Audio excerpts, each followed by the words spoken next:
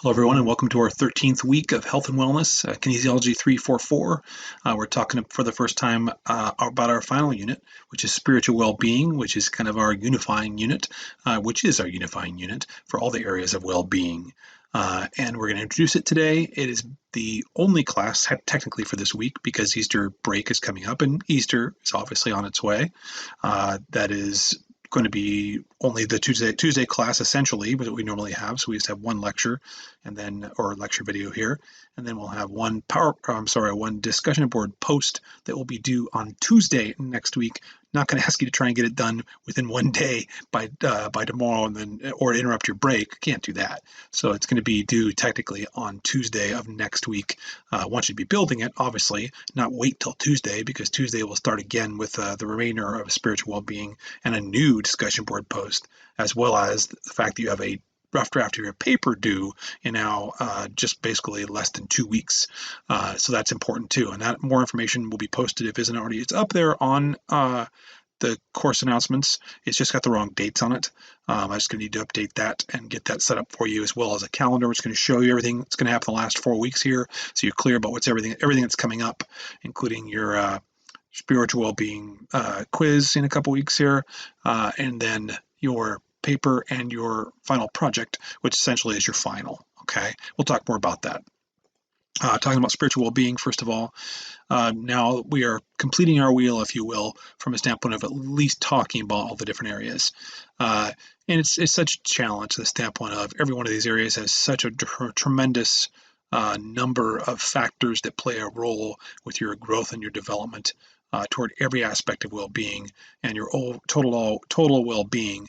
We'll try to take our last week, kind of trying to tie them all together, a little more specific detail in terms of trying to make create more value for all of it, and to make it more real, and to be able to work on our final project, which is really designing a well-being diet, which to me is really the quintessence of the goal here, for someone to be able to design a well-being diet and to know how to put everything together to get the most out of life, and then to understand our place in life, right?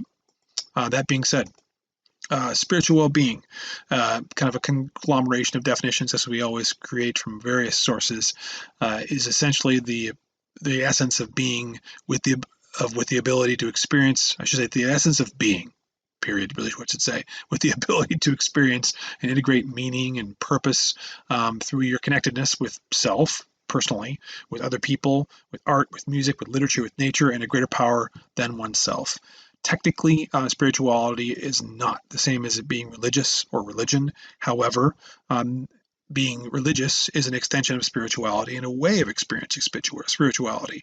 And being Lutheran or being Christian is a tremendous connectedness toward one's spirituality, and how one experiences that spirituality versus religion is what ultimately well-being comes down to. We want them both to be synonymous, not necessarily one and not the other, which we'll talk about here shortly as well. That being said, spiritual well-being requires exploration and experiential practice, exploring and practicing, something that I think we all get caught up in. Sometimes we kind of do the same things, or we get used to what we do or how we do things, and we don't really try to grow. And really, spiritual well-being, like so many other aspects of well-being, requires for you to grow to be practicing, exploring. In this case, meditation. That's something that everyone can use, I believe. And something we'll talk about. All these different areas of exploration and practice are what we're going to spend some time focusing on a little more depth over the next couple weeks for practice of well-being, spiritual well-being. Prayer, of course. I say of course, as we as Christians and are certainly going to be thinking about prayer playing a role here as well. Prayer comes in so many forms. We'll talk about that. Forgiveness. There's not a single person that probably in a given day doesn't have something that's upsetting or bothersome or frustrating, and the ability to forgive is quite a challenging one. It's one of the greatest challenges I think we all have, honestly, is the ability to forgive when we don't want to, right? We'll talk more about that. It's easy to forgive when it's just something that doesn't bother you that much. When something truly affects you, something truly deeply affects you, and you're able to forgive, that's technically reaching a much higher level of spirituality and recognizing there's something greater at role here than just our experience of the moment, right? Personal values. We've talked about values before. We talked about connectedness with other people and social relationships, but personal values are extended much deeper than that to our spiritual well-being. Healthy relationships, not just healthy relationship with our higher power, in this case God, Jesus Christ, the Holy Spirit, but healthy relationship with other people, right? And so essentially, I put it with healthy relationships because it is, but developing an authentic relationship also with the higher power, in this case for us as Christians, God, Jesus, the Holy Spirit, right? Spiritual well-being is shown by realizing we all have issues and challenges. Boy, do we, right? Well, at least speaking for myself anyway, right? And stressors, what a stressor it is in the last several weeks, experiencing with COVID-19 and being at home. And now my daughter's calling me right now, so a little bit of interruption. Yes, Maddie, I'm downstairs. She'll probably come in the screen. You can come downstairs. It's okay. She'll probably come in and join us in a moment here as well. I'll do my best to keep going so we can have our basic information to get us started for our spiritual well-being unit. We're not defined by these circumstances, not defined by our stressors and our challenges. And that's very important that we understand and respect that. Being content with your life situation. Kitty's behind me. Gabby's right behind me, Maddie girl. Is an ongoing process.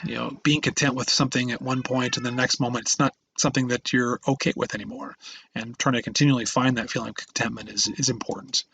Making time to spend alone and find inner peace, something we all need to do more of. Right now, it's kind of easier to do when you're on self-quarantine, but at that same time, there's a lot of growth we can have by just spending time with ourselves. Taking time to reflect and think upon the events of the day, of the week, things to come, things in the past, whatever we need, take the time to be able to put things in perspective. Finding satisfaction in a job well done, how important that is for spiritual well-being. Just being happy and excited about something. Content's really not say happy, but being satisfied that, hey, that was good. I did good there. It's a nice feeling. You don't need someone else to tell you that. The awareness that you can be accepting of that. Right, Maddie? Yeah. Yeah. Who are you talking to? I'm talking to my class. I'm creating a video for them for a spiritual well-being. Taking part in an active lifestyle rather than just watching life pass by. Maintaining balance and control in your life as much as can be. Controlling the controllables and letting those things that are not under your control go by, right? Building relationships with everyone in our lives, not just our family, our friends, people we don't yet know, people we meet randomly, and at least that relationship may only be for a few seconds, but honestly, retreating that as a relationship, as that person as another person of value, rather than just someone that's getting you into the next step in life. That we do a great deal of, unfortunately. Not taking the time to be for an extra few seconds, really, at times, to have a greater connectedness with people we run into randomly that we don't really know. Feeling purpose and meaning in life, that is an ongoing process, and that has to do with really the balance of everything we've been speaking about so far with our spiritual well-being. And that's absolutely a process. It's easy to lose that at times, but we have to become centered and come back again, and we do that through experiencing all the different aspects of and actions we can take spiritual well-being. And accepting and growing from the challenges of life, rather than let them be limiting us. Yes, Maddie. Stitchy. Yes, that's your cat. That's right. Can I have these pictures? Yeah, you can take those pictures. That's fine. And then spiritual well-being also provides us greater peace. There's no question it does. In a situation like this, when something disrupts you or distracts you, and just accepting that it is, it's hard for me to do that sometimes. But doing that makes it so much easier to do your job, and allowing things to happen around you and not become distracted. People do it in sport from a standpoint of being focused on what they're doing, but being able to do it in life is really a challenge. That's right. That was the wedding of Mommy and me. But what kind of people were there? There were a lot of people there. Freedom of self-expression. You can have that one. Thank you. I appreciate that. And be able to express yourself and being not worrying about what other people think. And I think a lot of people use that as an excuse to be how they want to be. It's not the same thing. Being free to express who you are and the deeper sense of you, and not worrying about whether someone is going to judge you is key, right? Yes. Stitching on Grandpa Jack's. That's right. That's absolutely right. Increased manageability over self-healing. We can heal ourselves. Daddy. Yes, Maddie girl. That is Kitty again. That's right. And me, Mommy and the and kitty, and Stitchy, and you. Yes. but And Stitchy's gone. she is. She is gone. She's in heaven. But we still have more kitties. Yes, we do. We have more kitties and more of our pets to take care of, right? But we And only we do have have three the power. pets. That's right. We do have the power to be able to self heal, and that is not something that's easy to accept or believe. But once we do accept and believe that, the power of self healing really begins. Daddy, Our higher self esteem. Just a second, Maddie. Okay, just a moment. Okay, I'm actually just finishing up. A higher self-esteem, higher belief in our own worth comes by our connectedness with other people and with God. A feeling that life is worthwhile, which is always an ongoing challenge when Daddy, challenges come up. Yes. Do you know that Someone wants my constant attention, right? Yes. Stitchy is Gabby's best friend? Yeah, kitties are good friends, aren't they? Yeah. Only Let me just finish this, baby girl, okay? Stitchy. Come on. Okay. I will tell you in just a minute here, okay? We'll talk about it. I want to take a look at our pictures, okay? We'll take a look at our pictures in just 1 minute, okay? I just need something to like 1 minute. A sense of belonging in the community of others is a reason we go to church. It's a reason we go to a gathering of other people to experience life and God and our connectedness with one another, with God, and a deeper sense of our spirituality through our religion.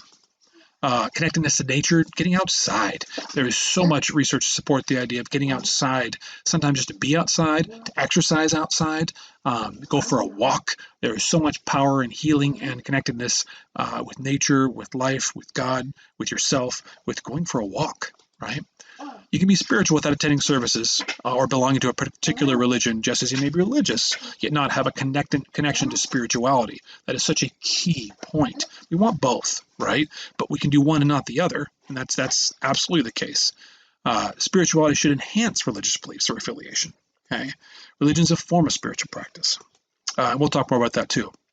Areas of spiritual well-being for our focus are going to be reflection, prayer, meditation, growing and developing relationships with other people, and growing and develop a relationship with higher power, with God. Okay. Our final thoughts, and we'll talk much more great detail about this next week, but I wanted to get you introduced to it for your post and talking about how you experience spiritual well-being and what helps you on your path in that regard with some background before you do so. Your grades are updated, and the calendar will be posted. Actual calendar, like a Excel spreadsheet, will be posted for you in course announcements, so you have a better idea what's coming up the next few weeks. Your week 13 dumbbell post. Every once in a while, I mess that up with exercise. DB always means dumbbell, but really a discussion board post, right? So I do that once in a while. My background with training so much, right? That said, your post is not due until Tuesday of next week. You got a week because we have Easter break. We want you to experience Easter and have a great Easter coming up here. As much as you can, knowing that there are challenges with being able to travel, and I really hope that you don't expose yourself to too much. I know it's a desire to want to be around family, if only some family is around. Connect ourselves the best we can with those close to us, and know that other people who are not necessarily with us are with us, right? Upcoming dates of importance. We have a rough draft of our paper due in less than 2 weeks. Okay, I really want you working on your abstract, your body basic notes, and your citations. Peer review comes up on the 19th at 22. Just a second, baby girl. Last moment, okay? Just a last minute. Okay, you ready for the pictures? We'll take a look at those. Your final paper, yes, on the couch. Our final paper will be due on Friday, 5/1, and our project will be 5/6. And again, more information should be posted on that already, and it will be more clarified later today. So it should all be up there for you, okay? If it isn't there by the time you see this. Call or email if you have questions. Have a fantastic Easter. Take care of yourselves. Be well. Work on your own well-being, as I always try to do.